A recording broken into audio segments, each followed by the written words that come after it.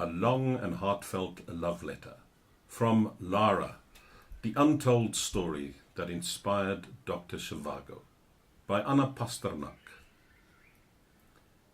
Boris Pasternak wrote the following in 1958.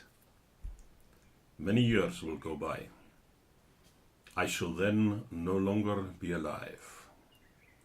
There will be no return to the times of our fathers and grandfathers. This would indeed be both undesirable and unnecessary. But at last there will appear more things that have long lain dormant, noble, creative, and great things. It will be a time of final accounting. Your life will be rich and fruitful as never before. Think of me then. When I began Lara, I was secretly concerned that I would discover that Boris had used Olga. As I dug deeper into the story, I was relieved to find that this was far from the case. It was the authorities who used Olga. True, Boris did not save her by publicly claiming her, but he loved her. I believe the depth and passion of his ardor differed from anything he felt for either of his wives. Not just out of gratitude that Olga risked her life in loving and standing by him, but because she understood him. She had a deep inner knowing that, in order for him to find a resting place of fulfillment within himself, he needed to write Dr. Zhivago. Although he did not do the one thing Olga desperately wanted, he did not leave his wife for her. From the moment he pledged himself to her, he did his utmost, within the constraints of his domestic situation, to honor her and her family.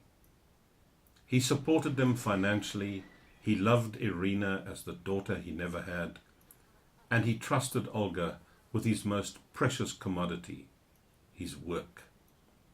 He sought her advice, her editing, and typing assistance.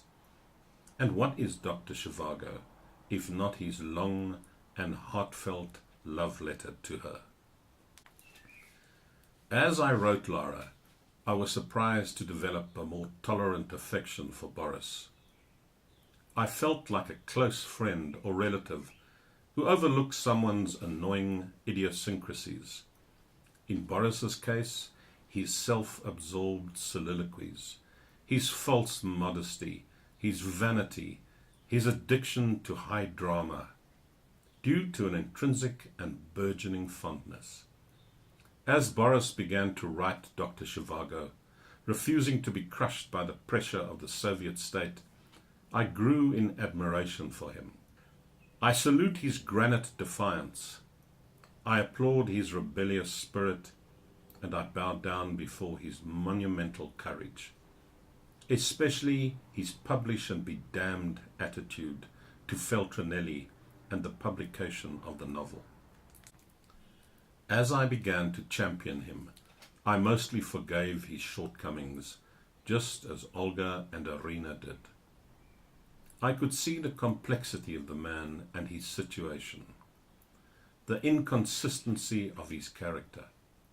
He was both hero and coward, genius and naive fool, tortured neurotic and clinical strategist. His loyalty to Russia and her people never wavered. His loyalty to Olga was never steadfast. In spite of everything she did for him, including being prepared to die for him, she could not rely on him. There were times when I felt immeasurably frustrated by his weakness. His letter to Olga from Tbilisi, when he rejected her desire for marriage, citing their mythical connection as more important than anything as mundane and everyday as marriage, infuriated me. Olga was right. He was wrong. If he had married her, the Soviet authorities would not have dared to treat her so cruelly and unnecessarily after his death. Yet at other times I ached for him. When I wrote of the savaging he received after the Nobel Prize award, his pain was palpable, his suffering agonizing.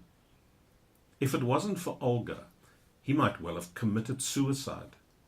She was his strength when his resolution was finally extinguished.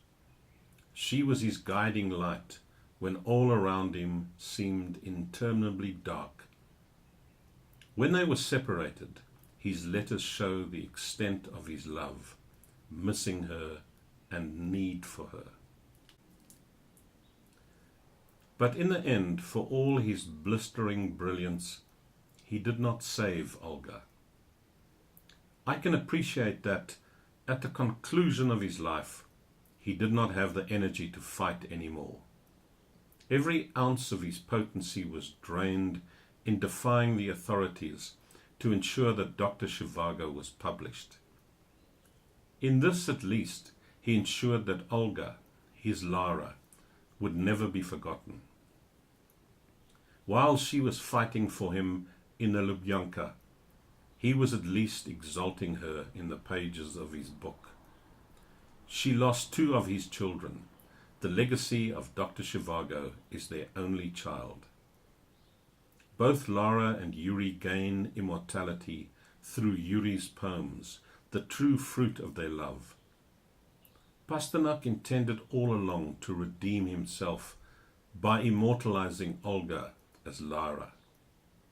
Perhaps on one level he was right. Their love would remain everlasting. As he wrote in Dr. Zhivago, "It was not out of necessity that they loved each other, enslaved by passion, as lovers are described. They loved each other because everything around them willed it. The trees and the clouds, and the sky over their heads, and the earth under their feet. Perhaps their surrounding world, the strangers they met in the street, the landscapes drawn up for them to see on their walks, the rooms in which they lived or met, were even more pleased with their love than they were themselves."